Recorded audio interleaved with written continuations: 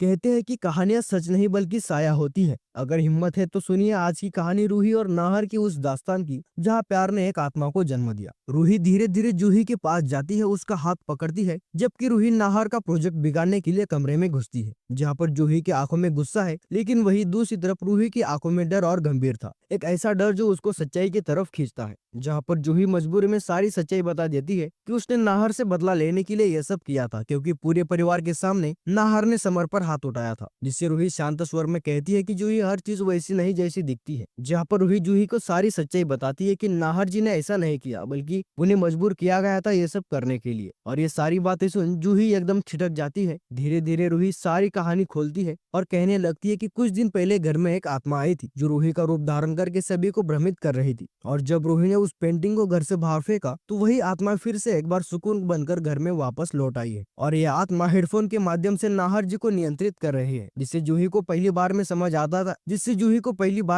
आ जाता है कि नाहर अब बदला नहीं बल्कि वो बंधक बन चुका है। जिससे रूही के शब्दों में सच्चाई और गंभीरता थी, जिसे सुन जूही की सांसें थम सी गई और उसके दिल में एक नया डर जाग उठा। अब सिर्फ सवाल यही था कि कौन है ये आत्मा और आखिरकार नाहर को अपने कब्जे में क्यों करना चाहती है, जिससे अब अपकमिंग एपिसोड में देखना काफी कुछ इंटरेस्टिंग होने वाला है। तो ऐसे ही मजेदार सीरियल के अपडेट्स को सबसे पहले पाने के लिए चैनल को जरूर सब्सक्राइब कर दीजिए।